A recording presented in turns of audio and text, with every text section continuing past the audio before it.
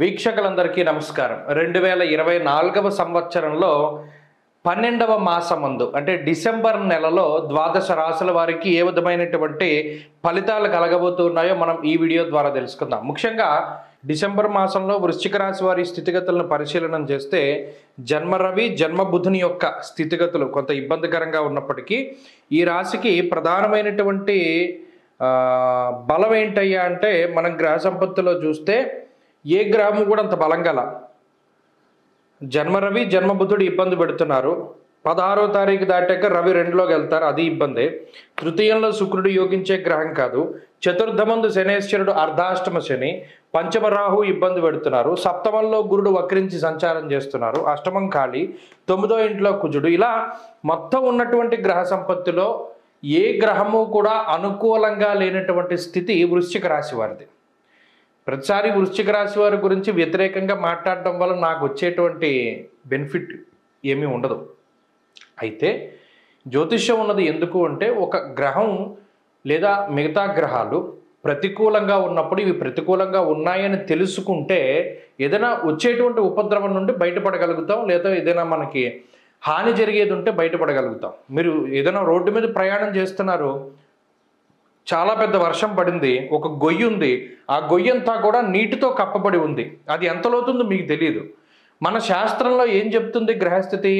ఫలానా వెళ్ళేటువంటి మార్గంలో ఈ అబ్స్టాకిల్స్ ఉన్నాయి, ఇవి ఇంత తీవ్రమైనవి. కాబట్టి ఆ గ్రహ సంపత్తి అలా సూచించినప్పుడు మనం ప్రయాణంలో కొంత జాగ్రత్తలు తీసుకుంటే అక్కడ వేగాన్ని తగ్గించుకోవడం ద్వారా లేదా దారి మళ్లించుకోవడం ద్వారా మనం సేఫ్ అవుతాం. ఇది ప్రధానంగా ఎందుకు చెప్తున్నానంటే 9 గ్రహాలు వృశ్చిక రాశికి ప్రతికూలంగా ఉన్నాయి ఇప్పుడున్నటువంటి పరిస్థితుల్లో. అందుకనే చక్రంలో కూడా మీకు ఎందుకు చూపెడుతున్నాను, జన్మ రవి బుధులు ప్రతికూలం, తృతీయ శుక్రుడు యోగకారకుడు కాదు, అర్ధాష్టమ శని, రాహువు, గురుడు, ఇలా ఏ గ్రహాన్ని చూసుకున్నా అంతా ప్రతికూలంగానే ఉంది టైము. మరి ఇది ఎప్పుడు బాగుపడుతుందండి? అసలు బాగుపడుతుందా లేదా చాలామంది అడుగుతున్నారు. ఈ గురుడు వక్రగతిని వదిలేయాలి. అది ఎప్పుడు వదులుతాడు? ఆయన ఫిబ్రవరి 4వ తారీఖున వక్రగతి వదులుతాడు ఆయన. అప్పటి నుండి బాగుంటుంది. ఈ లోపు ఉన్న పరిస్థితులు అంత సానుకూలంగా లేవు. మరి లేకపోవడం వల్ల ఏమవుతుంది?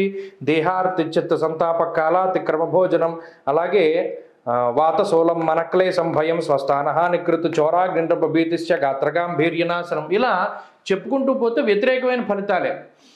హెల్త్ ఇది సమస్య కాదు, అలానే బాగాను ఉండదు, మిశ్రమంగా ఉంటుంది. పోనీ ఏదైనా అనారోగ్యమా? కాదు.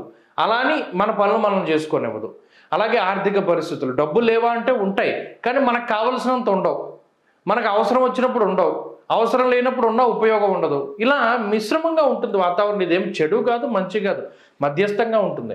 మనకు కావలసిన పని చేయలేకపోతాం, మనం చేసే పని మనకు నచ్చదు. ఇలాగే వైవిధ్యంగా ఉంటుంది ఈ రాశి వారి పరిస్థితి. ఏదైనా ప్రయాణం చేస్తారు, దానివల్ల ఏం కలిసి రాదు, దానివల్ల డబ్బు వేస్ట్, సమయం వేస్ట్, మన శక్తి వేస్ట్. ఇతరుల కోసం ఎక్కువ కష్టపడతారు. విచిత్రం ఏంటంటే పక్కవాడికి ఇచ్చే సలహాలు, దానివల్ల వాళ్ళు బాగుపడతారు. అదే మీకు మీరుగా ఏదైనా సలహా ఇచ్చుకుంటే అది ఫలించదు.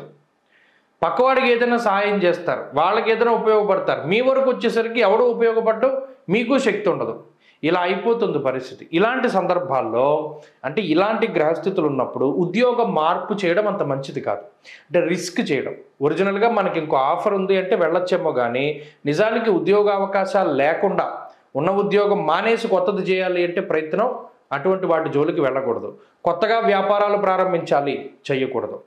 కొత్తగా ఏదైనా మనం పని మొదలు పెట్టాలి, చేయకూడదు. కొత్తగా ఇల్లు ప్రారంభం చేయాలి, చేయకూడదు. ఇలా ఏదైనా కొత్తగా చేయవలసిన పనిని అస్సలు చేయకుండా చేస్తున్న దానిలో శ్రద్ధగా మనం జాగ్రత్తగా నిదానంగా ముందుకు వెళుతూ, అలాగే ఎవరి మీద నిందారోపణలు చేయకుండా, చెప్పుడు మాటలు వినకుండా మౌనంగా మీ పని మీరు చేసుకుపోతూ భగవద్ధ్యానంలో ఈ నెలని గనక కొంత ముందుకు తీసుకెళ్ళగలిగితే రాబోయేటువంటి మాసంలో మంచి ఫలితాలు వస్తాయి. కాబట్టి ఈ నెల ఒకటి క్రూషియల్. ఈ నెలలో ఏ విధమైన కొత్త పనులు చేయకండి, ఎవరిని నమ్మి డబ్బు ఇవ్వకండి, ఏ వ్యాపారము ప్రారంభం చేయకండి, ఏ ఉద్యోగంలోనూ మార్పులు తేకండి. ఎలాగ నడిచిందో అలాగే నడవనివ్వండి, మంచి ఫలితాలు వస్తాయి. విఘ్నేశ్వర ఆరాధన చాలా మంచిది. వినాయకుడిని కనుక ప్రతిరోజు ఆరాధన చేసి చవితి తిథి వచ్చినప్పుడల్లా ఉండ్రాలు నైవేద్యం పెట్టి విఘ్నేశ్వరుడికి గరికతోటి అష్టోత్తరం చేసుకుంటే ఈ నెలంతా మంచి జరుగుతుంది.